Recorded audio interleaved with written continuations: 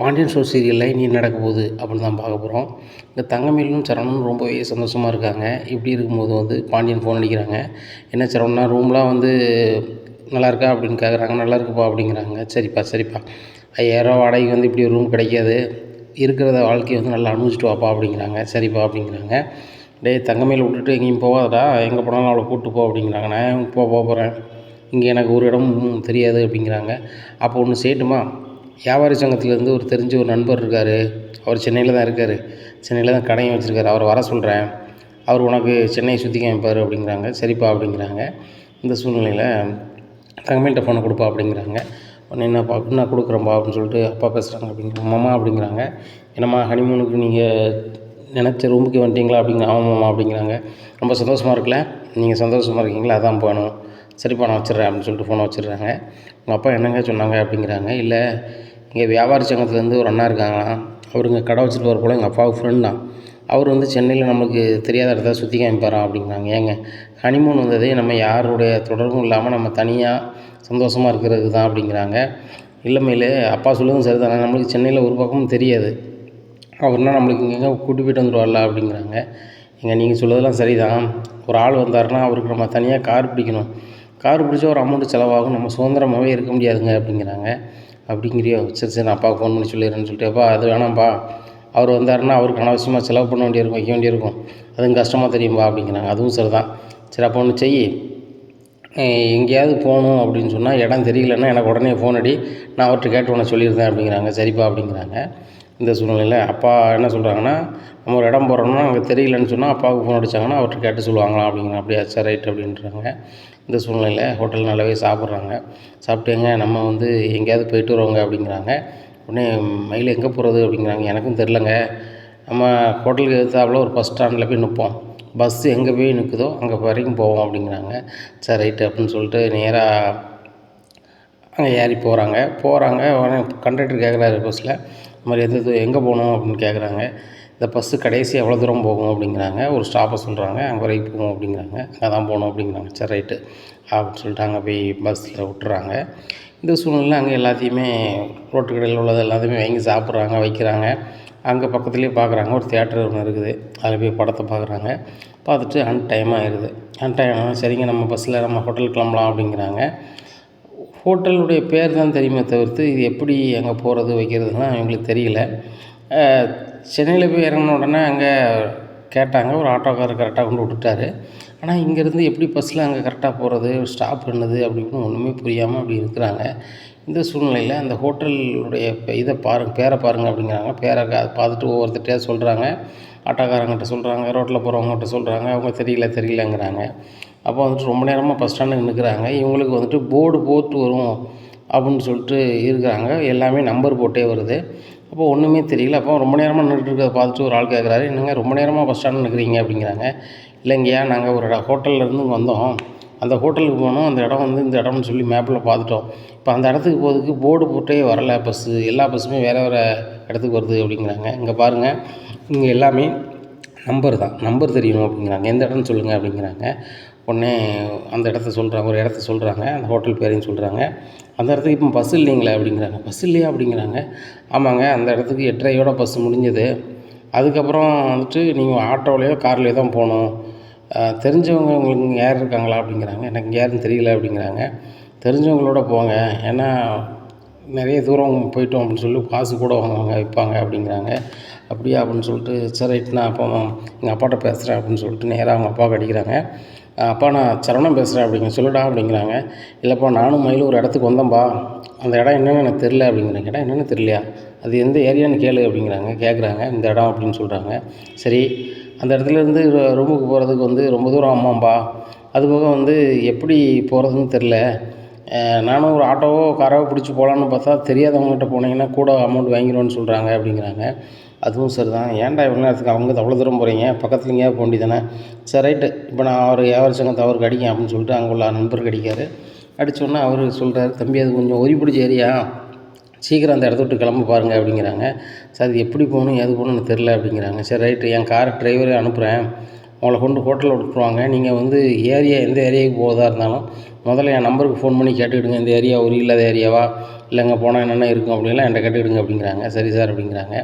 நேராக ஹோட்டலில் கொண்டு விடுறாங்க. ரொம்ப நன்றி அப்படிங்கிறாங்க. காருக்கு எவ்வளோ காசு தரணும் அப்படிங்கிறாங்க. ஒன்றும் தர வேணாம் சார், உங்கள் அப்பாவுக்கு ரொம்ப ஃப்ரெண்டாக எங்கள் ஓனரு, அதனால் காசுலாம் வாங்க வேண்டாம்னு சொல்லிட்டாரு அப்படிங்கிறாங்க. சரிங்க சார் அப்படிங்கிறாங்க. எங்கள் மாமாவுக்கு இங்கெல்லாம் பழக்கம் இருக்கா அப்படிங்கிறாங்க. எங்கள் அப்பா வியாபார சங்கத்தில் பொறுப்பில் இருக்கிறதுனால தமிழ்நாடு பூரா எல்லா மெம்பரும் தெரியும். அதுபோக வந்து எங்கள் அப்பாவும் கொள்முதல் பண்ண சென்னைக்கு முன்னாடி வருவாங்க, இப்போ தான் வர்றதில்ல. அதனால் எல்லாருமே பழக்கம் தான். இப்போ ஃபோனில் பேசி ஒரு ஓனர்னு சொன்னோமே, அவர் கூட வந்து பூர்வீக ஊர் வந்து குன்னக்குடி தான். அவர் இங்கே வந்து செட்டில் ஆகி 30 வருஷம் ஆச்சாம். ஆனால் நான் அவரை பார்த்ததில்ல. அப்பாவுக்கு நல்ல பழக்கம் அப்படிங்கிறாங்க. அப்படியா அப்படிங்கிறாங்க. இப்போ சொல்ல ரூமுக்கு போகிறாங்க. ரூமுக்கு போனோன்னே சாப்பாடு வருமா அப்படின்னு கேட்குறாங்க. சார் டைம் முடிஞ்சிருச்சு, நீங்கள் 10 மணிக்குள்ளே வந்திருந்தீங்கன்னா சாப்பாடு நாங்கள் கொடுத்துருப்போம். 10 மணிக்கு மேலே ஆயிடுச்சு சார், என்ன சார் செய்யணும்னு தெரில அப்படிங்கிறாங்க. என்ன அப்போ சாப்பிட முடியாதா அப்படிங்கிறாங்க. நீங்கள் காசு கொடுத்து நான் வாங்கிட்டு வந்துடுறோம் சார் அப்படிங்கிறாங்க. காசு கொடுத்து வாங்கிடலாமா அப்படின்னு சொல்லிட்டு, சரி எனக்கு 3 இட்லி, உனக்கு என்ன வேணும், எனக்கும் 3 இட்லிங்க அப்படிங்கிறாங்க. 6 இட்லி வேணும் அப்படிங்கிறாங்க. 6 இட்லியா, சரி சரி 1000 கொடுங்க சார். 6 இட்லிக்கு 1000 அப்படிங்கிறாங்க.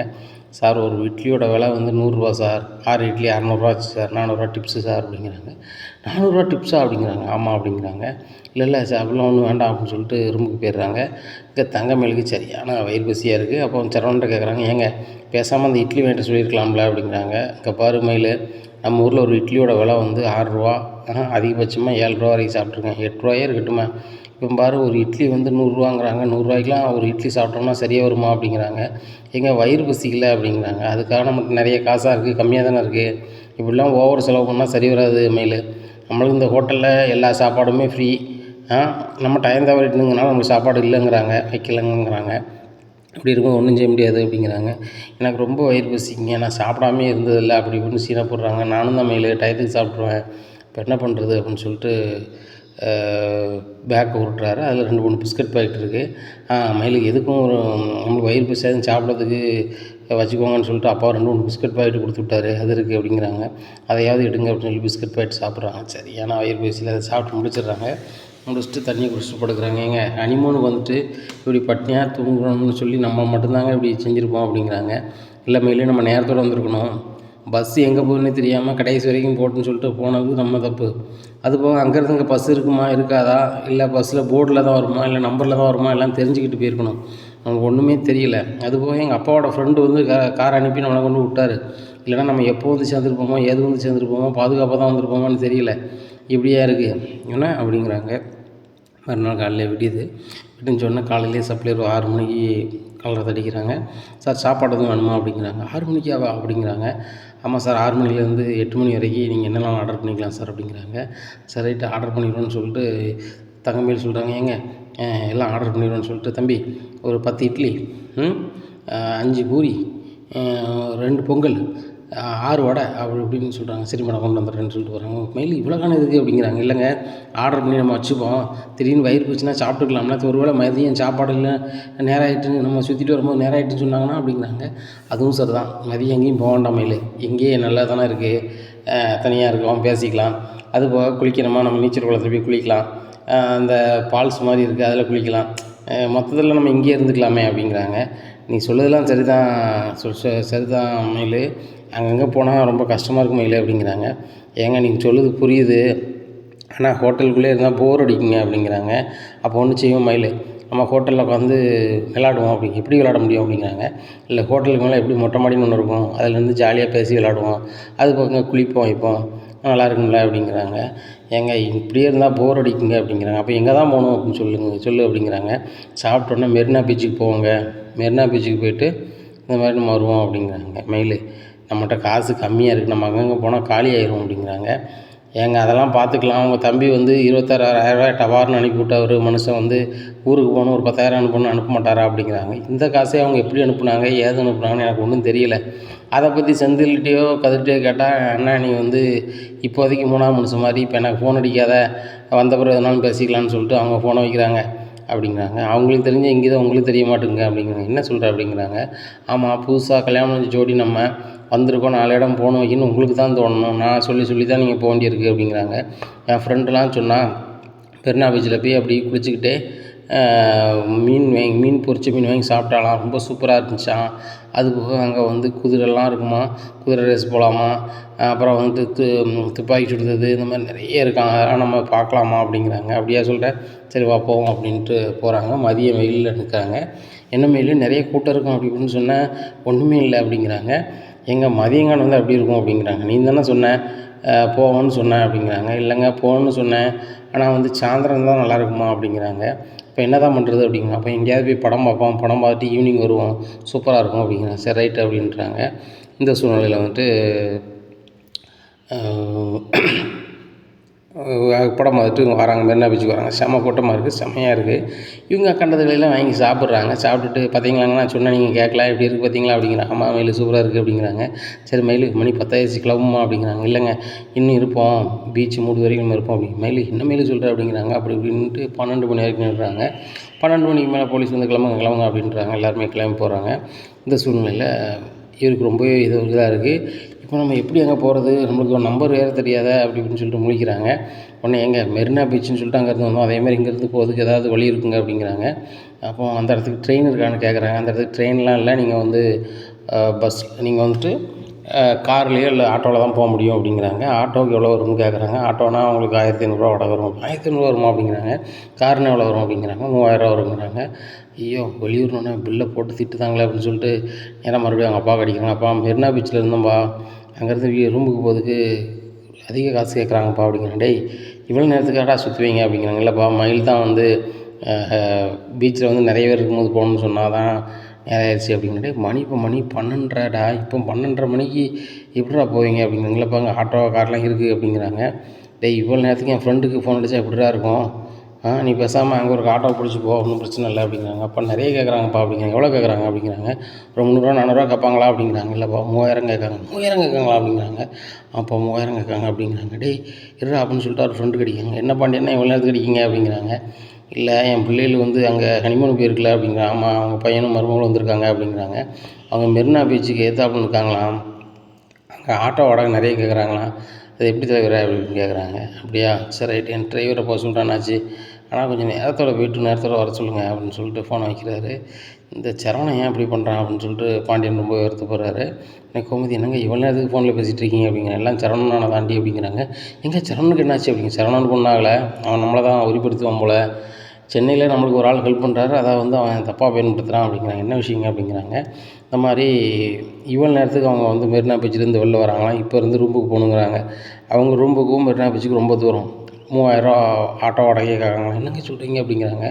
அதனால தாண்டி என் ஃப்ரெண்டு ஒரு ஆள் இருக்கார்ல, அவர் காரை மறுபடியும் அனுப்பியிருக்கேன். இன்றைக்கி நேற்று நான் அனுப்பிவிட்டேன், போய் சேர்ந்துட்டாங்க. இப்படி தினம் இப்படி லேட் பண்ணிட்டு இருந்தால் எப்படி, நீ சொல்லக்கூடாதா அப்படிங்கிறாங்க. சரிங்க நான் காலைல பேசுகிறேன் அப்படிங்கிறாங்க. சரி ரைட்டு அப்படிங்கிறாங்க.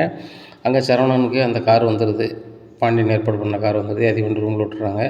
சார் நான் வந்து வேறு எங்கேயாவது போனால் நான் இங்கேயே இருந்துடுறேன், எங்கள் ஓனர் தான் சொன்னார், நாளைக்கு ஒரு நாள் இருப்பீங்க, எங்கேயாவது போகணுன்னா அந்த காரை பயன்படுத்திக்கிட்ட சொன்னார், அதுபோக டீசல்லாம் ஃபுல்லாகவே இருக்குது சார், சம்பளம்லாம் எங்கள் ஓனர் கொடுத்துருவாரு, நீங்கள் ஒன்றும் கொடுக்க வேண்டாம் அப்படிங்கிறாங்க. அப்படியா சார் ரைட்டு அப்படின்னு சொல்கிறாங்க. இல்லை நாளைக்கு நம்ம பஸ்ஸில் போக வேண்டாம், நம்ம கார்லேயே சுற்றுவோம் அப்படிங்கிறாங்க. சரிங்க அப்படிங்கிறாங்க.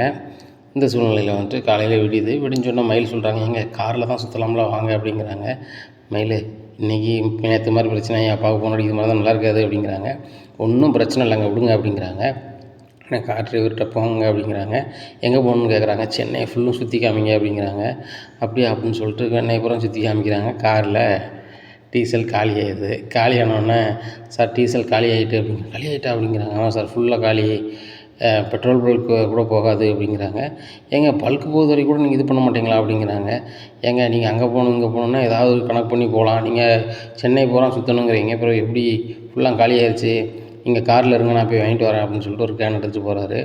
உடனே அங்கேருந்து ஃபோன் அடிக்கிறாரு. சார் என் அக்கௌண்ட்டில் கம்மியாக தான் இருக்குது, உங்கள் அக்கௌண்ட்லேருந்து ஒரு 2000 அனுப்பிவிடுங்க அப்படிங்கிறாங்க. 2000 அப்படிங்கிற ஆமாம் அனுப்பிவிடுங்க அப்படிங்கிற 2000 அனுப்பிவிடுறாரு.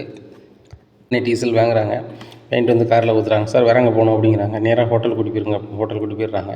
இன்னும் என்னங்க நம்ம பாதியில் வந்துட்டோம் அப்படிங்கிறாங்க. மயில் என் கையில் காசு இருக்கா இல்லையான்னு நினச்சி பார்த்தியா, பாரு இப்போ காசு பூரா போயிடுச்சு, இப்போ ஊருக்கு போகிறதுக்கோ நம்ம இது மற்ற செலவுக்கு என்ன செய்கிறது அப்படிங்கிறாங்க. எங்கள் இன்றைக்கி தானங்க லாஸ்ட்டு, அதனால் நம்மளுக்கு எப்படினாலும் வீட்டுக்கு ஃபோன் பண்ணால் பணம் வந்துடும் அப்படிங்கிறாங்க. யார் உங்கள் அப்பா போட்டுவிடுவாங்க நினைக்கியா அப்படிங்கிறாங்க. ஐயோ எங்கள் அப்பாவா, எங்கள் அப்பாட்ட எது காசு அப்படின்னு சொல்லிட்டு, இல்லைங்க அது இல்லை உங்கள் தம்பிமார்கிட்ட சொன்னால் தான் காசு வந்துடுமே அப்படிங்கிறாங்க மயில். ஏற்கனவே ரூம் கட்டுறதுக்கு பணம் கட்டுறதுக்கு வந்து அவங்க தான் ரெடி பண்ணி அனுப்பியிருக்காங்க. இப்பவும் நான் ஊருக்கு திரும்பி வரதுக்கு பணம் இல்லைன்னு சொன்னால் சிரிச்சிருவாங்க மயில். தப்பாக நினச்சிக்காத, உன் தங்க பொருள் ஏதாவது இருந்தால் கொடு, நான் சிம்பிளாக வந்து அடை வச்சிடுறேன். அடை வச்சுட்டு நம்ம ஊருக்கு போயிடலாம். ஊருக்கு போயிட்டு வந்த பின்னாடி நான் எனக்கு சம்பளம் வந்த பின்னாடி எங்கள் அப்பாட்ட எதையாவது சொல்லி நைஸாக வந்து திருப்பிட்டு வந்து தந்துடுறேன் அப்படிங்கிறாங்க. மயில் திருதுன்னு முழிக்காங்க. உடனே அப்படின்னு முழிச்சோடனே என்ன என்ன மயில் முழிக்கிற, உன் நகையை நான் திருப்பி தர மாட்டேன்னு நினைக்கியா அப்படிங்கிறாங்க. அப்படிலாம் ஒன்றும் இல்லைங்க அப்படிங்கிறாங்க. அப்போ என்ன கொண்டா, ஒன்றும் பிரச்சனை கிடையாது, நான் கொண்டு அடை வச்சுட்டு வரேன், நம்ம பேசாமல் ஊருக்கு கிளம்பலாம், ஒரு இல்லாமல் போயிடும், அது போக நான் ஆசைக்காக நம்ம திருப்பிக்கலாம் வெளியே தெரியாமல் அப்படிங்கிறாங்க. இங்கே மயிலுக்கு சரியான பயம், நம்ம கழுத்தில் போட்டிருக்க எல்லாமே கவரிங், இதை கொண்டு அடை வச்சா இவரு மாட்டிப்பார், இவரு மாட்டினா ஆட்டோமேட்டிக்காக என் வாழ்க்கை முடிஞ்சிடும் அப்படின்னு சொல்லிட்டு, இல்லைங்க நீங்கள் வேறு ஏதாவது ஏற்பாடு பண்ணுங்கள், எங்கள் அம்மா அப்பாவும் வந்து கல்யாணத்துக்காக ஆசையாக போட்ட பொருள், அதை நான் வச்சா சென்டிமெண்ட்டாக நல்லா இருக்காது அப்படிங்கிறாங்க. அப்படிங்கிறியோ அப்படின்னு சொல்லிட்டு, சரி ஏதாவது பண்ணி பார்க்குறேன் அப்படின்னு சொல்லிட்டு நேராக பழனிக்கு ஃபோன் அடிக்கிற மாமா அப்படிங்கிறாங்க. என்ன மாப்பிள்ளை, என்ன என்ஜாய், பயங்கரமாக என்ஜாயா அப்படிங்கிறாங்க.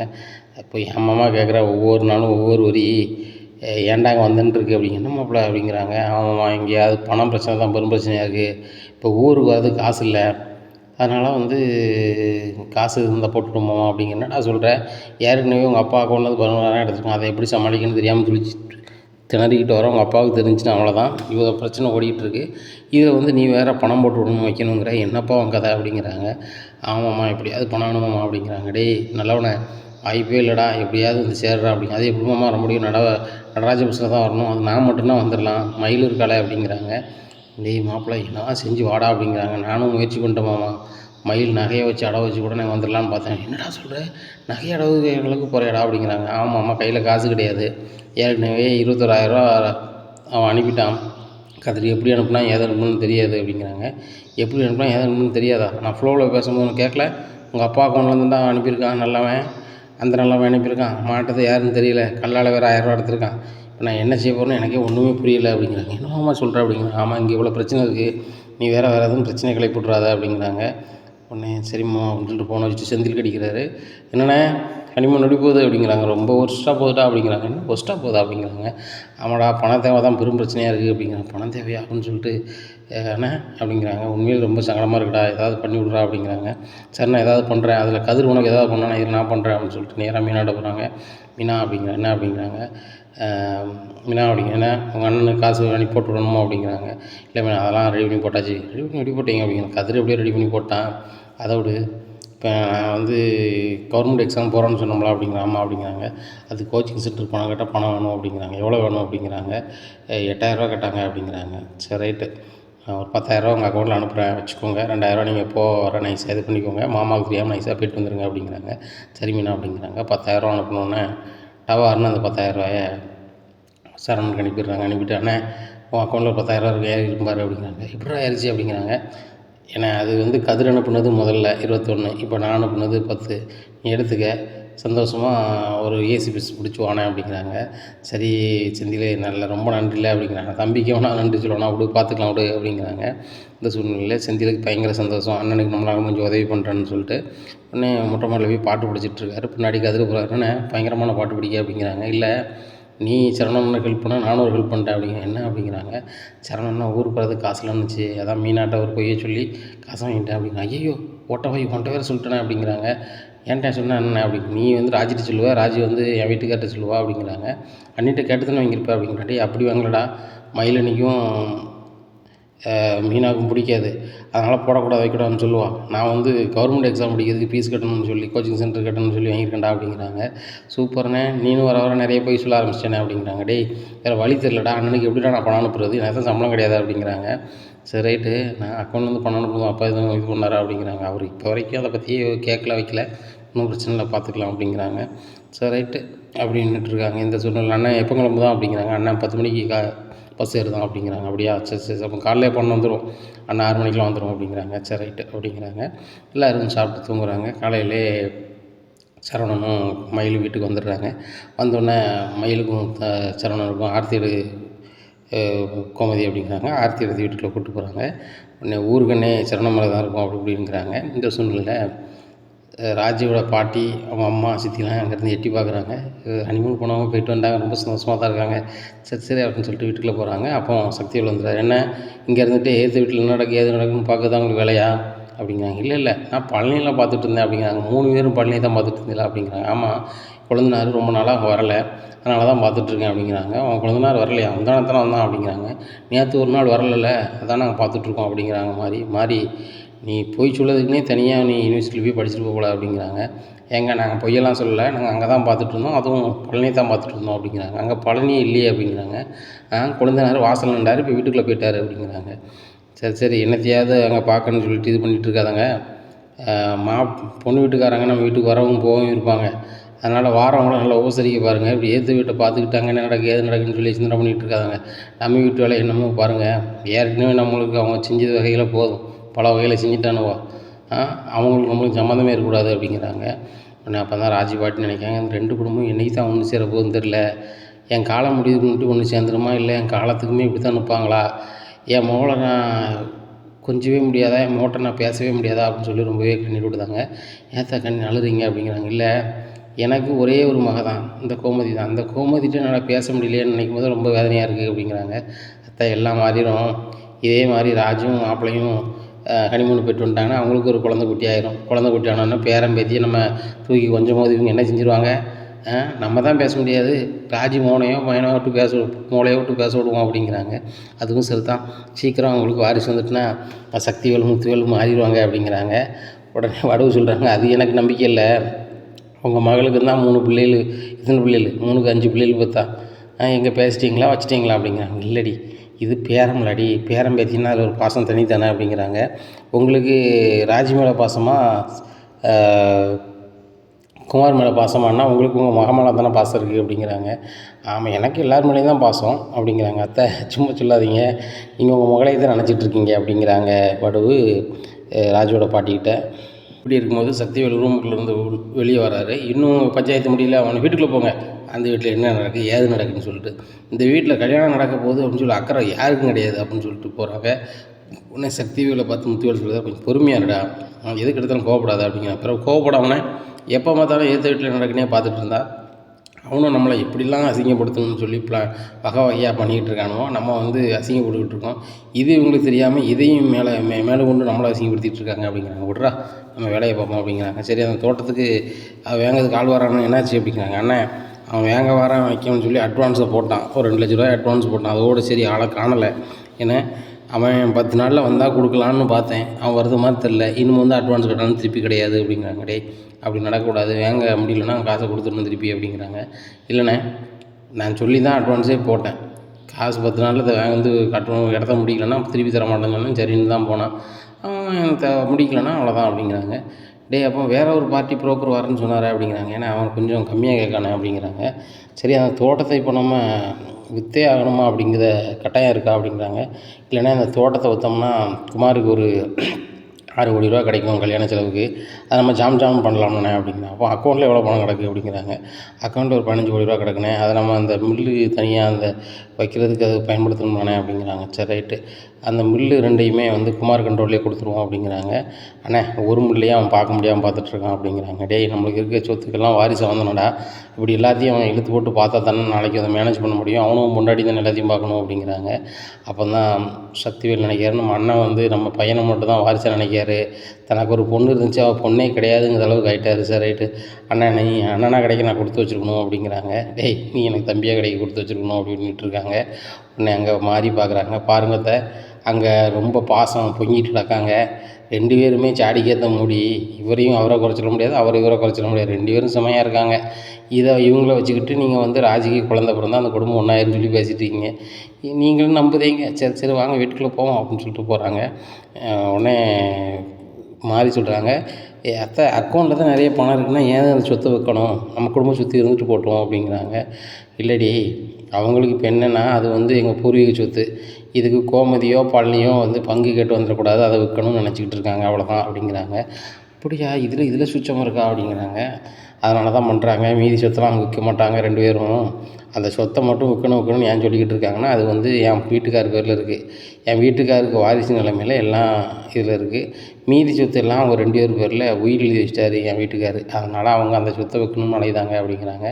இதுக்கு நம்ம கொழுந்தனார் விடமாட்டார்ல அப்படிங்கிறாங்க. அவன் இதை பற்றியே சிந்திக்கலையே. அந்த கடையில் வேலை பார்த்துக்கிட்டு அங்கே கோமதி வீட்டை சாப்பிட்டுக்கிட்டு ஓடிக்கிட்டு ஆடிட்டும் கிடக்கான். இவனும் என் பேச்சை கேட்டால் தொழில் பண்ண நம்ம தொழிலை பார்த்தா நான் கல்யாணம் முடிச்சு வைக்கங்கானுவேன்.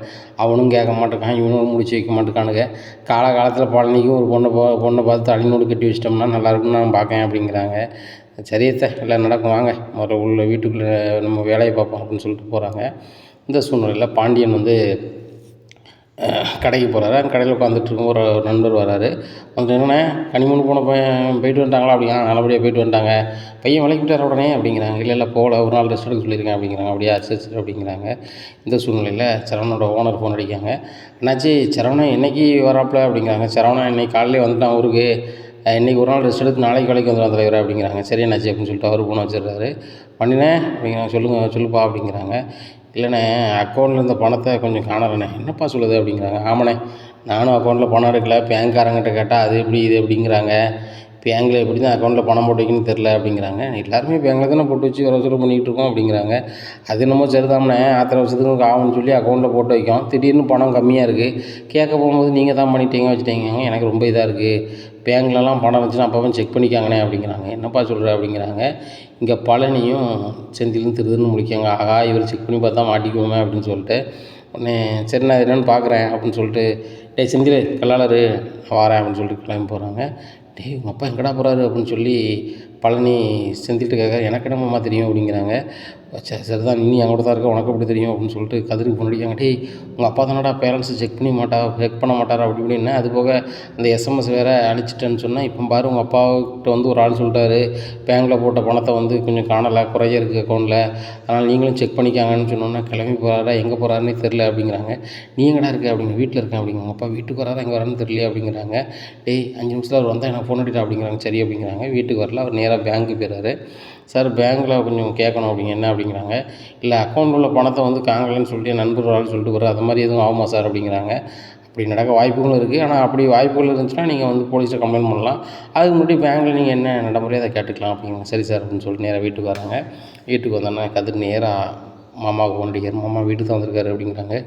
அங்கே என்ன நடக்குது எது நடக்குன்னு உடனே சொல்லுடா, பயமாக இருக்குடா அப்படிங்கிறாங்க. சரி மாமா அப்படிங்கிறாங்க. நேராக அரசியை கொடுத்தாரு. அரசி அப்படிங்கிறாங்க. இன்றைக்கி காலேஜ் போகலையாம்மா அப்படிங்கிறாங்க. அப்பா இன்றைக்கி சனிக்கிழமை தானப்பா அப்படிங்கிறாங்க. ஓ சரி ஏம்மா இதில் எவ்வளோ பேலன்ஸ் இருக்குன்னு பாரு அப்படிங்கிறாங்க. அப்படின்னு சொல்லி பேலன்ஸை பார்த்து சொல்கிறாங்க. உடனே பாண்டியனுக்கு ரொம்ப இதாக இருக்குது, 10,000 கம்மியாக இருக்க மாதிரி இருக்கான்னு சொல்லிட்டு ஏம்மா அந்த வரசொல் நோட்டு எட்டுவா அப்படிங்கிறாங்க. ஏம்மா அவன்கிட்ட ஒரு வளவு நோட்டு போட்டு அதை கொண்டா அப்படிங்கிறாங்க. கொண்டு வந்து கொடுக்குறாங்க கோமதி அரசிக்கிட்ட. அரசி பார்த்துட்டு எப்போ பேலன்ஸ் இவ்வளோன்னு இருக்குது அப்படிங்கிறாங்க. இதில் எவ்வளோ இருக்குது அப்படிங்கிறாங்க. இப்போ 10,000 கம்மியாக இருக்குது. 10,000 எப்படி கம்மியாச்சு அப்படிங்கிறாங்க. தெரியலையப்பா அப்படிங்கிறாங்க. உடனே இந்த மாதிரி தான் பேங்க்கில் எதுவும் குளறுபடிண்டாக்கா அப்படின்னு சொல்லிட்டு இருமா வரேன் அப்படின்னு சொல்லிட்டு பைக் எடுத்து நேராக எழுதி வச்ச நோட்டையும் செல்லுள்ள பேலன்ஸ் இதையும் ஸ்க்ரீன்ஷாட்னு எடுத்துகிட்டு போகிறாரு. போய் நேராக போய் மேனேஜரை பார்க்காரு. சார் என் அக்கௌண்ட்லேருந்து 10,000 குறைஞ்சிருக்கு சார், நான் யாருக்கும் அனுப்பல வைக்கல, அது போக வந்து பணம் எப்படி சார் குறைஞ்சி, நான் பணம் எடுக்கலையே சார் அப்படிங்கிறாங்க. நீங்கள் எடுக்காமல் எப்படி சார் குறையும் அப்படிங்கிறாங்க. சார் நிறைய வகையில் மோசடி நடக்குது அப்படிங்கிறாங்க. உடனே மேனேஜர் சொல்கிறாங்க பணத்தை எடுக்கிறோம் மொத்தமாக எடுக்காமல் 10,000 மட்டும் எடுப்பானா, ஒன்று நீங்கள் எடுத்துருப்பீங்க, இல்லைனா உங்கள் பிள்ளைகள் உங்கள் செல்லு எதுன்னு தான் யாருக்கும் அனுப்பியிருப்பாங்க அப்படிங்கிறாங்க. சாருங்க பாருங்கள் என் செல்லில் என் பிள்ளைகள் யாருக்கும் பணம் அனுப்பாது, இது வரைக்கும் அனுப்பின சரித்திரம் கிடையாது, நானும் எனக்கு செல்லில் அனுப்பியும் தெரியாது, இதை இந்த பேலன்ஸை பார்க்குறதுக்கு என் மகா வந்து இந்த ஆப்பை ஏற்றி வச்சுருக்க அவ்வளோதான் அப்படிங்கிறாங்க. பாண்டியன் சார் நீங்கள் மளிகை கடை வச்சுருக்கீங்க, வரவு செலவு எவ்வளவோ பார்க்கிங்க, இதெல்லாம் தெரிஞ்சு வச்சுருக்கணும் அப்படிங்கிறாங்க. தெரியாமல் தான் சார் உங்கள்கிட்ட கேட்குறேன், என்ன சார் ஆச்சு எது சார் ஆச்சு அப்படிங்கிறாங்க.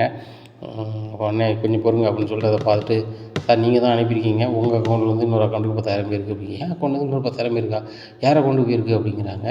உடனே பார்க்குறாங்க சரவணன் ஒரு அக்கௌண்ட்டில் போயிருக்குது அப்படின்னு சொல்லிட்டு. சரவணன் அக்கௌண்ட்டுக்கு போயிருக்கா அப்படின்னு சொல்லிட்டு, எந்த சரவணனுக்கு இருக்குது, ஒருவேளை நம்ம சரவணன் தம்பி இருக்கா, நான் அனுப்பலையே, அதுவும் தங்கமயில் புக் பண்ணது 5,000 அப்படின்னு சொல்லிட்டு, சார் அதுக்கு முன்னாடி ஒரு 5,000 இதாக இருக்கான்னு பாருங்கள் அப்படிங்கிறாங்க. ஆமாம் சார் 5,000 ஆயிருக்கு, ஒரு ஹோட்டலில் ரூம் புக் பண்ணதுக்கு அட்வான்ஸ் தொகைன்னு சொல்லி ஒரு 5,000 இதாகிருக்கு அப்படிங்கிறாங்க.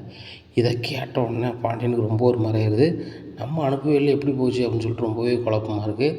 சரி நம்ம வீட்டில் போய் கேட்க வேண்டாம், செல்லு அன்னைக்கு காணாமல் போச்சு, அதில் தான் போயிருக்குமோ அப்படின்னு சொல்லிட்டு டேய் பழனி அப்படிங்கிறாங்க. வந்தோடனே என்ன மச்சான் அப்படின்னு சொல்லிட்டு முழிக்கிறாரு. என்னடா நீ ஒரு மாதிரி முழிக்க அப்படி ஒன்றும் மச்சான் அப்படிங்கிறாங்க. செல்லு எங்கே இருந்துச்சு அன்னைக்கு அப்படிங்கிறாங்க. மச்சான் கபோர்டில் தான் இருந்துச்சு அப்படிங்கிறாங்க. கபோர்டில் தான் இருந்துச்சா? என் செல்லில் இருந்து 10,000 வந்து சரவணா அக்கௌண்ட்டுக்கு போயிருக்கு, எப்படி போச்சு அப்படிங்கிறாங்க. இதை கேட்டோடனே பழனி கெடுக்கிட்டு நடந்தா. நீ ஏன்டா கெடுக்கிட்டு நடந்தா? ஒன்றும் மச்சான் எனக்கு தெரிய மச்சான் அப்படிங்கிறாங்க. தெரியலன்னு சொன்னால் உனக்கு ஏன் கை கால் ஆடுது, நீ தான் அனுப்புனியா அப்படிங்கிறாங்க. நான் அனுப்பல மச்சான் அப்படிங்கிறாங்க. டேய் செந்தில் நீ அனுப்புனியா? நான் அனுப்பலப்பா அப்படிங்கிறாங்க. அப்போ யார் தான் அனுப்புனா அப்படின்னு முடிச்சுட்டு இருக்கும்போது, ஆகா இந்த பையனோட யாருக்குமே வசப்பட்டுக்கிட்டு இருப்பான், இது என்னன்னு தெரியல அப்படின்னு சொல்லிட்டு, ஏ பாண்டியா உன் மக்கமாரு அப்படி செய்கிறாளா இல்லை உன் மச்சினம் செய்கிறாளா? அப்படிலாம் கிடையாது, ஏதோ ஒன்று டெக்னிக்கல் பிரச்சனையாக இருக்கும். ஒன்று பணம் வந்து அக்கௌண்ட்டில் உள்ளேருந்து எங்கேயும் மாறுற மாதிரி காமிக்கும், வந்துரும்பா திருப்பி, நீ அதை பற்றி ரொம்ப சிந்தனை பண்ணாத அப்படிங்கிறாங்க. உடனே பாண்டியன் நினைக்கிறார், நம்ம பிள்ளைகள் யாருமே நம்ம செல் எடுத்து இதை பண்ணதும் இல்லை வச்சதும் இல்லை, நம்ம கேட்டுக்கிட்டு ஒதுங்க சங்கடப்படக்கூடாது, சரி 10,000 தான் நான் பார்த்துக்கலாம் அப்படின்னு சொல்லிட்டு அவர் நேராக வீட்டுக்கு போகிறாரு. வீட்டில் போய் என்ன ஆகுதுன்னு தெரியலையேன்னு சொல்லிட்டு இங்கே பழனியும் செந்திலும் பயந்துட்டு இருக்காங்க. கதிர் வீட்டில் இருக்காங்க. கதிருக்கு ஃபோன் அடிச்சு சொல்லிடுறாங்க, டேய் 10,000 வந்து காணாமல் போனது உங்கள் அப்பா கண்டுபிடிச்சாரா, இப்போ வந்து என்ன ஆகும்னு தெரிலடா, நீ எதுவும் பேசாடா அப்படிங்கிறாங்க. நான் ஒன்றுமே பேசலை, சரி அண்ணன் போனது போய்ட்டு வந்துட்டுல பார்த்துக்கலாம் அப்படிங்கிறாங்க. உடனே செந்தில் ஃபோன் அடிச்சுட்டே அப்பா உடனே வீட்டு விட்டு அனுப்பிடுவோம்டா, நான் உடனே வீட்டுக்கு வரேன்டா அப்படின்னு சொல்லிட்டு செந்தில் வீட்டுக்கு வராரு. இந்த சூழ்நிலை வீட்டில் வந்து ஹாலில் உட்காந்துருக்காரு. என்னப்பா 10,000 காங்கலன்னு சொன்னீங்களே என்னப்பாச்சு அப்படின்னு கேட்குறாங்க. ஒன்றும் இல்லைம்மா, அது வந்து டெக்னிக்கல் பிரச்சனையாக திரும்பி வந்துடுமா அப்படிங்கிறாங்க. இதை கேட்ட கதிருக்கு ரொம்பவே ஆச்சரியமாக இருக்குது. அப்பா கண்டிப்பாக கோதனை விடுவார்னு நினச்சோன்னா அமைதியாக உட்காந்துட்ருக்கா அப்படின்னு அமைதியாக உட்காந்துட்ருக்காங்கன்னு சொல்லிட்டு உடனே எல்லா பக்கமும் அப்படி திரும்பி பார்க்குறாரு. உடனே சரவணா அப்படிங்கப்பா அப்படிங்கிறாங்க. என்னப்பா ஹனிமூன் நல்லா இருந்துச்சா அப்படின்னு, நல்லா இருந்துச்சுப்பா அப்படிங்கிறாங்க. ரைட்டு எல்லோரும் சுற்றி பார்த்தீங்களா அப்படின்னு, சுற்றி பார்த்தோம்ப்பா அப்படிங்கிறாங்க. மயிலே அப்படிங்கிறாங்க. மாமா அப்படிங்கிறாங்க. நம்ம சந்தோஷமாக இருந்துச்சா அப்படிங்க, சந்தோஷமாக இருந்துச்சு அப்படிங்க. சரி ரைட்டு சந்தோஷமாக இருந்தால் போதும், நீங்கள் மோர் இருந்தால் கொடுமா அப்படிங்க. மோரை கொண்டு கொடுக்குறாங்க. குடிச்சிட்டு நேராக கடைக்கு போயிடுறாரு. இங்கே கதிருக்கு பயங்கர ஆச்சரியமாக இருக்குது. வந்த மனுஷன் தாட்புட்டு தஞ்சாவூரும் பாருன்னு பார்த்தா மூச்சே காட்டலையே அப்படிங்கிறாங்க. உடனே நடந்ததை ஃபோன் பண்ணி சொல்கிறாங்க. அப்படியா அப்படின்னு சொல்லிட்டு சரி ரைட்டு அப்படின்னு சொல்லிட்டு வழக்கம் போல் வேலையை ஆரம்பிச்சிடுறாங்க. டேய் உங்கள் அப்பா ஒரு வேளை திருந்திட்டாரோ அப்படிங்கிறாங்க. மாமா திருந்தலை, என்கொயரி ஆரம்பிச்சிருப்பார், யார் எடுத்தா என்ன எடுத்தான்னு சொல்லி ஆதாரப்பூர்வமாக கேட்கணும்னு நினச்சிட்டு அமைதியாக இருக்கிற நம்ம தெரில அப்படிங்கிறாங்க. இது உங்கள் அப்பா கேரக்டர்லேயே கிடையாதாடா அப்படிங்கிறாங்க. இல்லை கதிர் வந்து மேலே கை நீட்டான்னு சொல்லையில் அவசரப்பட்டீங்கன்னு அம்மா சொன்னாங்களா, அதிலேருந்து அப்பா கொஞ்சம் நிதானமாக தான் இருக்கார் அப்படிங்கிறாங்க. அப்போ நான் மாட்டிப்பணும் அப்படிங்க, நீங்கள் ஏன் மாட்ட போகிறீங்க அப்படிங்கிறாங்க. இல்லைடா கல்லால் ஒரு 1000 ரூபா எடுத்துகிட்டு போயிருங்க, அதை நான் சமாளித்து வச்சோம்ல, அதில் நான் மாட்டிப்பணும் அப்படிங்கிறாங்க. அதெல்லாம் மாட்ட விடு, அப்படி கேட்டோம்னா தான் சம்பளம் கிடையாது, சமாளிச்சிக்கலாம் அப்படிங்கிறாங்க.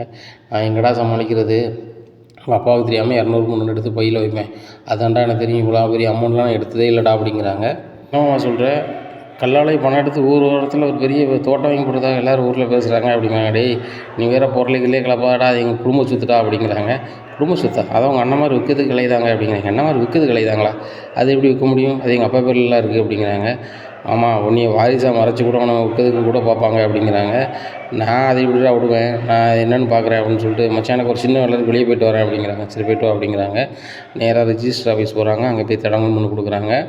இந்த சூழ்நிலையில் குமாரோட அப்பாவும் சித்தப்பாவும் வந்து ஒரு பார்ட்டியை பேசி முடிச்சிடுறாங்க. அப்போ பத்திரம் முடிக்கிறதுக்கு சொல்கிறாங்க, இவ்வளோ அமௌண்ட் வரும் அப்படி இப்படின்னு சொல்கிறாங்க. சரி நான் தந்துடுறேன் அப்படிங்கிறாங்க. அப்போ நான் ஈசி மட்டும் போட்டு பார்த்துக்கிறேன் அப்படிங்க. சரி போட்டு பார்த்துக்கோங்க அப்படிங்கிறாங்க. போட்டு பார்க்குறாங்க, சொத்து வில்லங்கம்னு வருது. அப்போ சொத்து வில்லங்கம்னு வருது அப்படிங்கிறாங்க. அது எப்படி வில்லங்கம்னு வரும் அப்படிங்கிறாங்க. இல்லை இந்த சொத்தில் எனக்கும் பங்கு இருக்குது, இன்னைக்கு கேட்காம வைக்காங்கன்னு சொல்லி தடங்கல் கொடுத்துருக்காங்க அப்படிங்கிறாங்க ரெஜிஸ்டர். இதை கேட்டால் ரொம்பவே ஷாக்காகிறாங்க. யார் கொடுத்துருக்கா அப்படின்னு பார்க்குறாங்க. பழனின்னு பேரில் இருக்குது. இன்னும் பழனிக்கு ஃபோன் அடிக்கிறார் சக்திவேல். டேய் எப்படிடா நீ சொத்தை வைக்கிறது வந்து தடங்கம் பண்ண போடுவா அப்படிங்கிறாங்க. அண்ணன் அந்த சொத்தில் எனக்கும் பங்கு இருக்குல்ல, அது பூர்வீக சொத்து, நீங்கள் பயன்படுத்துகிறீங்க, நான் விட்டுட்டேன். இப்போ எனக்கு சொத்து மேலே ஆசை இல்லை, அது எங்கள் அப்பாவோட சொத்து, அதை விற்க வேண்டானே, அது பூர்வீக சொத்து, நீங்கள் வந்து 3ஆம் மனுஷனுக்கு விற்றுட்டா அந்த சொத்து நம்மளுக்கு பாரம்பரியம் கிடைக்குமாண்ணே அப்படி அப்படிங்கிறாங்க. டேய் அதெல்லாம் வந்து கொடுக்க தாண்டா போகிறோம் அப்படிங்கிறாங்க. அப்படின்னா ஒன்று செய்கிறேண்ணே, எங்கள் அக்கா நான் சொன்னால் கேட்பானே, ஏன்னா நானும் எங்கள் அக்காவும் சேர்ந்து கோர்ட்டில் கேஸ் போகிறோம், நீங்கள் எப்படி சொத்து வைப்போம் நான் பார்த்து போகிறேன் அப்படிங்கிறாங்க. இதை கேட்டால் சக்திவேல் ரொம்ப ஷாக்காக இருக்கிறார். இதை பார்த்தா முத்துவேல் இருக்கிறார். என்னடா என்னாச்சு அப்படிங்கிறாங்க. ஏன்னா பழனியும் கோமதியும் கேஸ் போடுன்னு சொல்கிறாங்கண்ணே அப்படிங்கிறாங்க. யார் ஒன்று சொன்னா அப்படிங்கிறாங்க. பழனி தான் ஃபோன் பண்ணி சொல்கிறானே, நான் ஃபோன் பண்ணி கேட்டதுக்கு அப்படி சொல்கிறாங்க, கேஸை போட்டோம் நானும் அக்காலும் போட்டோன்னு சொல்கிறான் அப்படிங்கிறாங்க.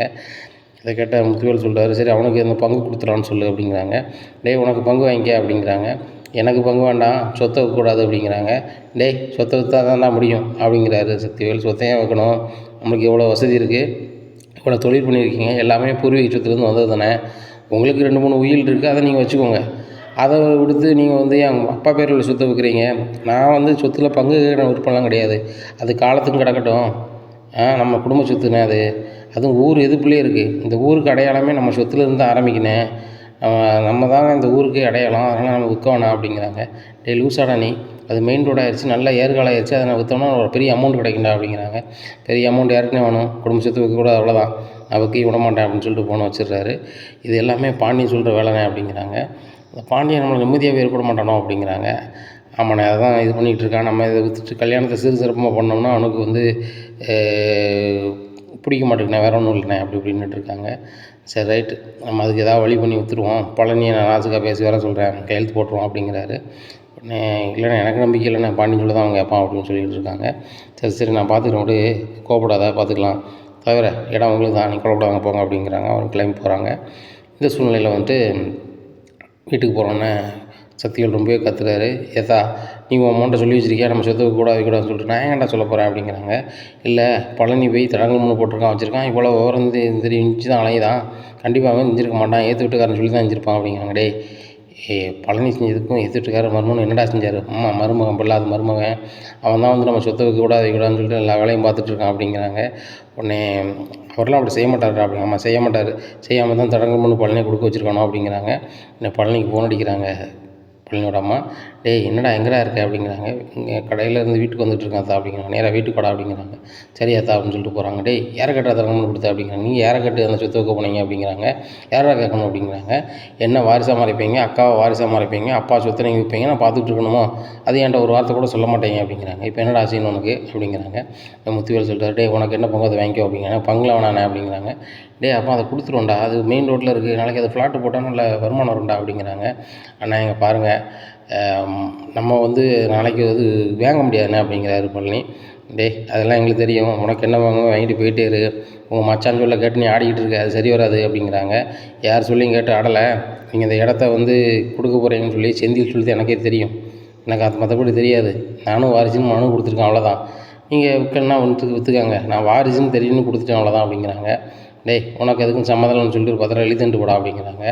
உடனே என்னைக்கு விற்கியோ அன்றைக்கி கூப்பிட்டு நான் கையெழுத்து போட்டுறேன், ஆனால் நானும் உன் கூட பிறந்தவங்க மறந்துடாத, அக்கா வாங்கிறது இருக்கா, இந்த சொத்தை வந்து விற்கக்கூடாதுன்னு நினச்சேன், அண்ணன் பெரிய அண்ணன் சொல்லுது, சரி ரைட்டு, குமார் கல்யாணம் முடிக்கிறது கொஞ்சம் சிறப்பாக முடிக்கிறதுக்கு பணம் தேவைப்படுதுன்னு சொல்கிறீங்க, சரி பண்ணிக்கோங்க அப்படின்னு சொல்லிட்டு போகிறாரு. பார்த்தியா சக்திவேலு, அவன் ஒரு வார்த்தைக்கு சரின்ட்டு போயிட்டான் பார்த்தியா, கொஞ்சம் கோவப்படுவான்னு சொல்லி புரிய வச்சா சரின்றுவான். சரி அந்த இடத்த கொடுங்க, கல்யாணத்துக்கு குமார் கல்யாணம் சிறப்பாக நடக்கட்டும் அப்படிங்கிறாங்க. சித்தப்பா ரொம்ப நன்றி சித்தப்பா அப்படிங்கிறாங்க. எனக்கு ஏன்டா நன்றி சொல்கிறேன், நான் தான்டா காலத்தில் கல்யாணம் முடிக்காமல் இருக்கேன், நீனா கல்யாணம் முடிச்ச காலத்தில் பிள்ளை பற்றி விளாடா அப்படிங்கிறாங்க. டேய் பழனி இல்லைடா அப்படிங்கிறாங்க. என்னம்மா அத்தனாத்தா அப்படிங்கிறாங்க. இன்னும் காலத்தில் கல்யாணம் முடிக்கணும்னாடா, ஏன்டா நீ வந்து அண்ணன் மாதிரி சொல்ல கேட்க மாட்டேங்க, பேசாமல் கல்யாணம் முடிச்சு இங்கே இருடா அத்தா அப்படிங்கிறாங்க. அத்தாங்க பாரு, எனக்கு கல்யாணத்தை விட, குழந்தைய விட, என் வாரிசை விட எனக்கு முக்கியம் வந்து என்ன தெரியுமா, என் மருமக்குமாரும் எங்கள் அக்காலும் எங்கள் மச்சானும் தான், அவங்க இருக்க இடம் தான் எனக்கு சொர்க்கம். எனக்கு கல்யாணம் முடியல, ரெண்டாவது நாங்கள் தான் இருப்பேன் தான், எனக்கு அங்கே இருப்பேன், எனக்கு கல்யாணம் முடிச்சு வைப்பீங்களா சொல்லுங்கள், இங்கேருந்து கல்யாணம் முடிச்சு அங்கே போயிருந்தேன் அப்படிங்கிற. டே அது ஒரு காலம் நடக்காடா அப்படிங்கிற சக்திவேல். அப்போது எனக்கு ஒரு காலமும் கல்யாணம் நடக்காது, நான் போய்ட்டு வரேன் பாய் அப்படின்னு சொல்லிட்டு கிளம்பிடுறாரு. இவன் வேறு இப்படி விளையாட்டு பிள்ளையாக இருக்கானே அப்படின்னு சொல்லிட்டு பேசிகிட்டு இருக்காங்க. சரிண்ணே ஒரு பிரச்சனை முடிஞ்சது, சொத்தை கொடுத்துடலாம்னு சொல்லிட்டு நேராக ஃபோன் அடித்து அவர்கிட்ட பேசுகிறாரு. என் தம்பி ஒருத்தன் பிரச்சனை பண்ணிகிட்டு இருந்தான், அவனுக்கு கையெழுத்து போகிற தரான்ட்டான், நீங்கள் பத்திரத்துக்கு ரெடி பண்ணுங்க அப்படிங்கிறாங்க. சரி தலைவர் அப்படிங்கிறாங்க. மறுநாள் காலையில் விடியது, பத்திரம் ரெடி பண்ணுறாங்க, பழனி கையெழுத்து போட்டுருக்காங்க. பழனி கையெழுத்து போட்டு வந்து கடைக்கு வராரு. அப்போ பாண்டியன் கேட்குறேன் எங்கே போய்ட்டு வந்தா அப்படிங்கிறாங்க. 10 வயசு போய்ட்டு வந்தேன் அப்படிங்கிறாங்க. என்ன விஷயம் அப்படிங்கிறாங்க. இல்லை எங்கள் அண்ணன் மாதிரி சொத்தை வைக்கிறாங்க, கையெழுத்து போட சொன்னாங்க, போட்டேன் அப்படிங்கிறாங்க.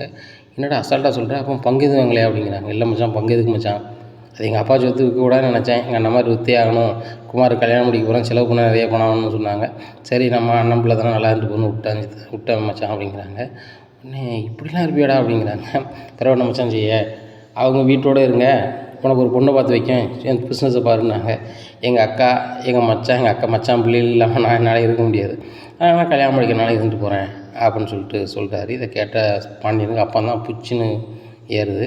நம்ம இவனுக்கு ஒரு பொண்ணை பார்த்து கட்டி வைக்காமல் விட்டோமே, அவங்க அக்கறைப்படலைனாலும் நம்ம பிள்ளை மாதிரி நம்ம நம்ம செஞ்சுருக்க வேண்டாமா, நம்ம பொண்ணை பெரிய தப்பு பண்ணிட்டோமே அப்படின்னு சொல்லிட்டு, சரி பழனி டெலிவரிக்கு போய்ட்டு வா அப்படின்னு சொல்லிட்டு அனுப்புகிறாரு. செந்திலையும் ஒரு டெலிவரிக்கு அனுப்புகிறாங்க. உடனே குமரேசன்ட்ட பேசுகிறாங்க. மாமா நான் இவனுக்கு கல்யாணம் முடிச்சு வைக்கலான்னு பார்க்கேன் அப்படிங்கிறாங்க. யாருக்குப்பா, பழனிக்கு தான் அப்படிங்கிறாங்க. ரொம்ப சந்தோஷமாக பண்ணுப்பா, ஊரில் உலகத்தில் அவனோட சின்ன பிள்ளைக்கு நிறைய கல்யாணம் முடிச்சு பிள்ளை குட்டியோடு இருக்குது, அவன் பெரியவனை கொஞ்சம் வயசு மூத்துட்டான், நல்லபடியாக பண்ணி வைப்பா அப்படிங்கிறாங்க. ஆமாம், என் அண்ணன் மாதிரி வந்து சொத்து பத்துலாம் தரேன், இங்கேயே இரு, உன் கல்யாணம் முடிச்சு வைக்கிங்காங்க. அவன் எங்கள் அக்கா மக்கா தான் வேணும், எங்கள் மச்சான் தான் வேணும், எங்கள் மச்சான் வீட்டில் தான் இருப்பேன்னு சொல்லி வந்துட்டான். இனிமேல் வந்து நம்ம அவனுக்கு பொண்ணு பார்த்து கட்டி வைக்கலாம். நான் என்னி மாதிரி ஒரு சுயநலவாதி யாரும் இருக்க மாட்டான். அதனால் கண்டிப்பாக அவனுக்கு ஒரு பொண்ணு பார்த்து கட்டி வச்சிட வேண்டியதான் அப்படிங்கிறாங்க. சரிப்பா சரிப்பா, நீ சொன்னதே ரொம்ப சந்தோஷமாக இருக்குப்பா அப்படிங்கிறாங்க. அவன் கேட்டான்னா ரொம்ப சந்தோஷப்படுவான் அப்படிங்கிறாங்க. மாமா அங்கே பாருங்கள், இப்போதைக்கு அவன்கிட்ட எதுவுமே சொல்ல வேண்டாம். அப்படி சொல்லணுன்னா தான் வந்து அவன் வந்து வழக்கம் போல் இருப்பான். நம்ம நல்ல பொண்ணை பார்த்துட்டு பொண்ணு பார்க்க போகணுன்னு சொன்னோம்னா அவனுக்கு நல்லாயிருக்கும். இப்போ சொன்னால் ஏங்கிடுவான் அப்படிங்கிறாங்க. அதுவும் சரிதான்ப்பா அப்படிங்கிறாங்க. இந்த சூழ்நிலையில் நோட் எடுத்து தேடுறாரு, புரோக்கர் நம்பர் கிடைக்கல. அப்போ கோமதிக்கு ஃபோன் அடிக்காங்க. கோமதி, உங்கள்கிட்ட ஒரு புரோக்கர் நம்பர் ஒன்று தந்துருந்தோம்ல அப்படிங்கிறாங்க. எங்கே அது டைரியில் இருக்குது அப்படிங்க, எடுத்து சொல்ல அப்படிங்கிறாங்க. எதுக்குங்க, அரசிக்கு மாப்பிள்ளை பார்க்க போகிறீங்க அப்படிங்கிறாங்க. அவள் கலெக்டர் ஆன பிறகு தான் கல்யாணம் முடிக்கணும் அப்படிங்கிறாங்க. ஓ, கலெக்டர் ஆன பிறகு தான் கல்யாணம் முடிக்கணும், அது இதுக்கே இப்போவுமே மாப்பிள்ளை பார்த்து வைக்க போகிறீங்களா அப்படிங்கிறாங்க. ஏய், சொல்லதுக்கு முன்னாடி முந்தி பேசிகிட்டு இருக்காத, பழனிக்கு ஒரு பொண்ணு பார்க்கணும் அப்படிங்கிறாங்க. எங்கே பழனிக்கா அப்படிங்கிறாங்க. ஆமாம், அவங்க அண்ணன் மகனுக்கே ஒரு கல்யாணத்துக்கு ஒரு பொண்ணு பார்க்கும்போது பழனிக்கு பார்க்க வேண்டாமா, இவன் எல்லாருக்கும் மூத்தவன், நம்ம நியாயப்படி சரவணன் முன்னாடியே கல்யாணத்தை முடிச்சு வச்சுருக்கணும். உங்கள் வீட்டிலேருந்து ஏதாவது ஒரு சத்தம் வரும்னு சொல்லி தான் நான் மூச்சு காட்டல. நம்ம ஏதாவது பண்ண போக அவங்க ஏதாவது சொல்லுவாங்களேன்னு சொல்லிட்டு தான் நான் ஒன்றும் பண்ணலை. ஆனால் இப்போ போகிற போக்க பார்த்தா இவன் வந்து நம்ம தான் வேணும், அவங்க வேண்டாங்கிற அளவுக்கு வந்துட்டான். அப்போ நம்ம தான் அவனுக்கு கல்யாணத்தை முடிச்சு வைக்கணும், அதான் புரோக்கர் நம்பர் கேட்கேன் அப்படிங்கிறாங்க. சரிங்க எடுத்தாரேன் அப்படின்னு சொல்லி டைரியில் அந்த நம்பரை எடுத்து கொடுக்குறாங்க. உடனே சரி, நான் நோட் பண்ணிக்கிட்டேன், நான் புரோக்கர் பேசுகிறேன், போன வை அப்படிங்கிறாங்க. நேராக புரோக்கர் கடிக்காங்க. இந்த மாதிரி மச்சினுக்கு ஒரு பொண்ணை பார்க்கணும், வைக்கணும், ஆணையாக்கும் புனியாக்கும் அப்படிங்கிறாங்க. உடனே என்னாச்சு, தப்பாக நினச்சிக்காதீங்க பாண்டியனாச்சு, இப்போ உள்ள காலத்தில் எல்லா பிள்ளைகளும் படித்த மாப்பிள்ளை தான் கேட்காங்க. கோட்டு சூட்டு போட்ட மாப்பிள்ளை வேணுமுங்காங்க, டக்கு மூட்டையில் போகணுங்காங்க, ப்ளஸர் கார் வேணுமுங்காங்க, சொந்த வீடு வேணுமுங்காங்க, இவ்வளோ இருக்குது. ஆனால் அந்த தம்பிக்கு சொத்து பத்துலேருந்து எல்லாம் இருக்குது, ஆனால் உங்களோட இருக்காரு, அதனால் வாய்ப்புகள் கம்மி அப்படிங்கிறாங்க. அவனுக்கு ஒரு தனியாக ஒரு மளிகை கடை வச்சு கொடுக்க போகிறேன். ஏன்னா பொண்ணு வீட்டில் சொல்லிடுங்க, ஒரு தனியாக மளிகை கடை வச்சுருக்கான், அவனுக்கு சொந்தமாக வீடு இருக்குது, எல்லாமே சொல்லுங்கள். என் வீட்டுக்கு முன்னாடி காலி மனை கிடக்கல, அதில் நான் அவனுக்கு ஒரு வீடை கட்டி கொடுத்துருந்தேன். அதனால் என்றைக்கு பொண்ணு பார்க்க வரோன்னு சொல்லுங்கள், கல்யாணத்தை நாள் வச்ச ஒரு மாதத்துக்குள்ளே நாங்கள் வீடையும் கட்டிடுவோம், அவனுக்கு ஒரு கடையும் வச்சு கொடுத்துருவோம், கல்யாணத்தையும் சீர் சிறப்பாக நடத்திடுவோம் அப்படிங்கிறாங்க. பாண்டியனை உண்மையில தான் சொல்லுதில்ல உண்மையில தான் சொல்லுதேன் அப்படிங்கிறாங்க. பாண்டியனை இன்னொன்று சொல்லுதேன், நீங்கள் உங்கள் மனசில் பட்டா சரின்னு சொல்லுங்கள் அப்படிங்கிறாங்க. என்ன அப்படிங்கிறாங்க. ஆனால் எனக்கு ஒரு பொண்ணு இருக்குது, என் பொண்ணை ஒன்றும் நினைக்கலன்னா பார்க்கிங்களா, நான் கல்யாண புரோக்கர் தான், ஆனால் என் பொண்ணையும் வந்து ஒரு நல்ல பையனு கட்டி கொடுத்து தான் நினச்சேன். உங்கள் மச்சினை உண்மையிலே நல்ல பையன், குடிக்க மாட்டான் வைக்க மாட்டான், என்ன கொஞ்சம் வெகுளி சலச்சலன்னு பேசுவான், ஆனால் ரொம்ப தங்கமான பையன், அந்த பையனு கட்டி கொடுக்க எனக்கு விருப்பம் தான் அப்படிங்கிறாங்க. சரி ரைட்டு, ரொம்ப சந்தோஷமாக போச்சு, என்றைக்கு வரலாம் ஏது வரலான்னு சொல்லுங்களேன் அப்படிங்கிறாங்க. அண்ணாச்சி நாளை கழிச்சு நல்ல நாள் அப்படிங்கிறாங்க. நாளை கழிச்சு நல்ல நாள், அன்னைக்கு தானே வந்து சக்திவேல் மனுக்கு நாள் வைக்காங்க அப்படின்னு சொல்லிட்டு, அன்னைக்கு என்னாச்சு அப்படின்ட்டு ரொம்ப யோசிக்காரு. உடனே சரி என்னாச்சு வந்துடுறோம் அப்படிங்கிறாங்க. உடனே என்னப்பா ரொம்ப யோசிக்க அப்படிங்கிறாங்க. இல்லை அன்னைக்கு தான் வந்து சக்திவேல் மகனுக்கும் நாள் வைக்காங்க அப்படிங்கிறாங்க. அப்போ பழனி அங்கே போகணுங்களா அப்படிங்கிறாங்க. நானும் இந்த வார்த்தையை சொல்லிட்டேன், என்னச்சின்னு தெரியலையே அப்படிங்கிறாங்க. சரி ரைட்டுப்பா, ஒன்று செய்வோம், அன்றைக்கி காலையிலே போய் பொண்ணை பார்த்துட்டு அவன் ஒரு 10 மணிக்கு மேலே கல்யாணத்துக்கு போட்டோம், அந்த மாதிரி பண்ணுவோம் அப்படிங்கிறான். அப்படி தான் செய்யணும் அப்படின்னு சொல்லிட்டு நேராக பாண்டியன் அவங்க வீட்டுக்கே போகிறாங்க, புரோக்கர் வீட்டுக்கு. அண்ணாச்சி அன்னைக்கு நிலைமையில தான் வந்து என் மச்சினனோட அண்ணன் மகனு கல்யாணம், அவன் அண்ணன் மகங்கிற முறையில் அவன் நின்றே ஆகணும். அப்படி ஒரு சூழ்நிலையில் காலையில் வந்து பொண்ணு பார்த்துட்டு போயிடுவோம் அப்படிங்கிறாங்க. அதில் என்னப்பா இருக்குது, அன்றைக்கி தான் பார்க்கணும், காலையிலே பார்த்தானே எப்படி பார்த்தானே அப்படிங்கிறாங்க. சரி தான் அப்படிங்கிறாங்க. இந்த சூழ்நிலை மறுநாள் காலையிலையும் வருது. அங்கே நாள் வைக்கிறதுக்கு அங்கே ரெடி ஆகுது குமார் வீட்டில். இங்கே எல்லோரும் புறப்படுறாங்க. புறப்பட்டோன்னா கல்யாணத்துக்கு புறப்படுறதுக்கு மாப்பிள்ளை இவர் பழனி கிளம்பி போகிறாரு. டே எங்கடா போகிற அப்படிங்கிறாங்க கோமதி. உடனே ஏன்க்கா அண்ணம்மா கல்யாணத்துக்கு போகிறேன், நீ வர முடியாது, நான் போனோம்னாக்கா அப்படிங்கிறாங்க. டேய் உனக்கு பொண்ணு பார்க்க போகணும் அப்படிங்க, என்னக்கா சொல்கிற, இன்றைக்கி கல்யாணம்க்கா அங்கே அப்படிங்கிறாங்க. டேய் உனக்கு போய் இப்போ காலையில் போய் பொண்ணு பார்த்துட்டு நீ அதுக்கப்புறம் அங்கே போ அப்படிங்கிறாங்க. என்னக்கா சொல்கிறேன், எனக்கு கல்யாணமா அப்படிங்கிறாங்க. ஆமாடா அப்படிங்கிறாங்க. யாரை வச்சுக்கா, அந்த புரோக்கர் வச்சா பார்க்கக்கா அப்படிங்கிறாங்க. புரோக்கர் மகளையே தான் பார்க்கணும் அப்படிங்கிறாங்க. இதை கேட்டால் பழனிக்கு பயங்கர ஷாக்கு. அந்த பொண்ணு ரொம்ப சூப்பராக இருக்குமாக்கா அப்படிங்கிறாங்க. ரொம்ப சூப்பரான பொண்ணு தான் உனக்கு பார்க்கு அப்படிங்கிறாங்க. அக்கா அந்த பொண்ணு சம்மதிச்சிட்டா அப்படிங்கிறாங்க. அந்த பொண்ணுக்கு பிடிச்சதுனால தான் உன்னை பார்க்க வர சொல்லியிருக்காங்க அப்படிங்கிறாங்க. அப்படியாக்கா, சரிக்கா அப்படிங்கிறாங்க. டேய் காரில் யாருங்க அப்படிங்கிறாங்க. அங்கே இருந்து எல்லாருமே பார்க்குறாங்க. கோமதியோட அம்மா பார்க்குறாங்க. பழனி எங்கேயோ கூப்பிட்டு போகிறாங்களா, அப்போ அவனை கல்யாணத்துக்கு விட மாட்டாங்களா, பழனி வேஸ்ட் ஷர்ட்லாம் கட்டிருக்கானா என்னென்னு தெரியலையே அப்படின்னு சொல்லிட்டு முழிக்காங்க. டேய் பழனி எங்கடா போறியா அப்படிங்கிறாங்க. ஏம்மா எனக்கு பொண்ணு பார்க்க போகிறோம் அப்படிங்கிறாங்க. டேய் அண்ணன் பொண்ணுக்கு இன்னைக்கு கல்யாணம், இன்னைக்கடா பொண்ணு பார்க்க போவேன், நீ கல்யாணம் முடியும்னா ரொம்ப சந்தோஷம் தான்டா அப்படிங்கிறாங்க. அத்தா பொண்ணை பார்த்துட்டு இன்னும் 10 நிமிஷம் அங்கே இருப்பேன், பொண்ணு உள்ளூர் பொண்ணு தானே அப்படிங்கிறாங்க. யார் பொண்ணுடா அப்படிங்கிறாங்க. இன்னார் பொண்ணு அப்படிங்கிறாங்க. ரொம்ப சந்தோஷம்டா, சரி பார்த்துட்டு வந்துட்டா அப்படிங்கிறாங்க. உடனே இங்கே சக்திவேல் பேசிகிட்டு இருக்காரு. அதான் உன் மோனுக்கு பொண்ணு அடிச்சு பேசுவியே, கூட பிறந்த அண்ணன் மோனுக்கு கல்யாணம் வந்து நின்றுருக்கானா அப்படிங்கிறாங்க. டேய் அவனுக்கும் கல்யாணம்டா அப்படிங்கிறாங்க. அவனுக்கும் கல்யாணமா அப்படிங்கிறாங்க. அவனுக்கு பொண்ணு பார்க்க போயிருக்காங்க, இவன் 10 நிமிஷத்துல வந்து நிற்பான் பாரு அப்படிங்கிறாங்க. அங்கே பொண்ணை போய் பார்க்குறாங்க. பார்த்துட்டு பொண்ணுக்கு மாப்பிள்ளைக்கும் பிடிச்சிக்கிடுது. அவங்க ஒரே மாதத்தில் கல்யாணம் முடிச்சிருவோம் அப்படின்னு சொல்லி பேசுகிறாங்க. அப்போ தான் பாண்டியன் கணக்கு பண்ணுறாரு, என் அண்ணன் பொண்ணுக்கு முந்தின நாளாவது கல்யாணம் இருக்கணும் அப்படின்னு சொல்லிட்டு அந்த கல்யாண நாள் முகூர்த்தத்தை தான் வைக்காங்க. அன்னைக்கு முந்தின நாளாவது ஒரு முகூர்த்தம் இருக்கான்னு பாருங்க அப்படிங்கிறாங்க. முகூர்த்தம் டேட்டை ஃபிக்ஸ் பண்ணிட்டாங்க. ரைட்டு, அன்னைக்கு முந்தின நாள் கல்யாணத்தை முடிச்சிருவோம் அப்படின்னு சொல்லிட்டு இது பண்ணிவிட்டு பழனி நேராக அண்ணன் வீட்டுக்கு போகிறாரு. என்ன பொண்ணு பார்த்து வந்துட்டியா அப்படிங்கிறாங்க. உனக்கு வரைக்கும் தெரிஞ்சுட்டா அப்படிங்கிறாங்க. உங்கள் ஆத்தா தான் சொன்னாங்க அப்படிங்கிற. அப்போ உனக்கு ஆத்தா இல்லையா அப்படிங்கிறாங்க. எனக்கு ஆத்தா தான். சரி நெல் அப்படிங்கிறாங்க. சித்தப்பனா நின்று செய்ய வேண்டிய முறையெல்லாம் செய்ய அப்படிங்கிறாங்க. சரி செஞ்சாச்சு அப்படிங்கிறாங்க. உடனே பழனிகிட்ட கேட்குறாங்க, டேய் என்னைக்கு உனக்கு கல்யாணம் பொண்ணை பிடிச்சிக்கிட்டே அப்படிங்கிறாங்க. அத்தா பொண்ணுக்கு முடிச்சுக்கிட்டு மாப்பிளையும் முடிச்சுக்கிட்டு குமாருக்கு முந்தின நாள் எனக்கு கல்யாணம் அப்படிங்க. டேய் என்னடா சொல்கிற அப்படிங்கிறாங்க. ஆமாத்தா, மச்சான் தான் அப்படி முடிவு பண்ணியிருக்காரு. உனக்கு இளைய பையனுக்கு முன்னுக்கூட்டி முடியும் போது உனக்கு அது பின்னாடி ஆகிடக்கூடாது, அதனால் முந்தின நாள் உனக்கு கல்யாணத்தை முடிச்சுட்டுன்னு சொல்லிட்டாரு அப்படிங்கிறாங்க. சூப்பர்ரா உன்னை அவங்க மச்சான் வந்து பிள்ளை மாதிரி தான்டா பார்க்காரு அப்படிங்கிறாங்க. அது எனக்கு தெரியாதா, இதுதான் எங்கள் அண்ணன்மாருக்கு தெரிய மாட்டேங்குது, என்ன 3 மனுஷன் மாதிரி நடத்துவாங்கன்னு சொல்லிட்டு அவர் பெற்ற பிள்ளை மாதிரி ஒரு பொண்ணை பார்த்து எனக்கு கூட்டியும் அங்கே போய் பொண்ணு வகையும் வச்சுட்டு செலவுலேருந்து எல்லாமே பண்ணுறாரு. அது போக நான் சும்மா இருக்கக்கூடாதுன்னு சொல்லிட்டு எனக்கு தனியாக கடை வச்சு தரேன்னு இருக்காரு. அது போக வீட்டுக்கு பின்னாடி வீடு கட்டுறதுக்கு இன்றைக்கி நாள் செய்கிறாங்க அப்படிங்க. என்னடா சொல்கிற அப்படிங்க. ஆமாம், இன்றைக்கி முகூர்த்த நாளில் நான் வீட்டுக்கு முன்னாடி ஒரு வீட்டுக்கு எனக்கு கட்டி தரதுக்காக நாள் செய்கிறாங்க. ஆனால் வீடே கட்டி கொடுத்தாலும் நான் என் மச்சான் பிள்ளை கூட தான் இருப்பேன் அப்படிங்கிறாங்க. டேய் அது என்னமோ சந்தோஷம் தான்டா, ஆனால் வந்து நாளைக்கு உனக்கு பிள்ளை குட்டி ஆச்சுன்னா உனக்கும் வீடு வேணும்லாடா, அதான்டா அவங்க மச்சான் சிந்திச்சு செய்தார். கடை எங்கடா வச்சு தராரு அப்படிங்கிறாங்க. கடை நம்ம ஊருக்கு முந்தின ஊர் இருக்குல்ல, அதில் மெயின் ரோட்டில் இடம் கிடக்கு, மச்சான் வாங்கி போட்ட இடம், அதில் எனக்கு 10க்கு 10 ஒரு கடை வச்சு தர்றாரு அப்படிங்கிறாங்க. உண்மையிலே உங்கள் மச்சான் மாப்போனால் யாருக்குமே வராடா அப்படி இப்படின்னுட்டு இருக்காங்க. உடனே சக்தியில் வராங்க. அத்தா இங்கே இருந்தால் உன் நினப்பு பூரா அங்கே தான் இருக்குமா, டேய் என்னடா வளம்பிட்டுருக்க, சபையில் நில்டா அப்படிங்கிறாங்க. சரிண்ணே மாடியில் போய் நிற்காரு. உடனே அதில் பார்த்துட்டு பூசாரி சொல்கிறாரு, இவர் வந்து பாண்டியன் மச்சினல்ல அப்படிங்கிறாங்க. பாண்டியன் மச்சினனா, டேய் உங்களுக்கு வெளியே போடா அப்படிங்கிறாங்க. ஒன்று இங்கே வந்து நிற்கணுங்க, வெளியே போகணுங்க, நான் எங்கே தான் நிற்கணும் அப்படிங்கிறாங்க சக்திவேல்கிட்ட. சரி நிற்கட்டும் சும்மாரு அப்படிங்கிறாரு முத்துவேல் சக்திவேலை பார்த்து. இனி என்ன நடக்கும் இந்த சக்திவேல் குடும்பத்தில் அப்படிங்கிறத பொறுத்து வந்து பார்க்கலாம். நம்ம சேனலை நீங்கள் மறக்காமல் லைக் அண்ட் சப்ஸ்கிரைப் பண்ணுங்கள். நன்றி, வணக்கம்.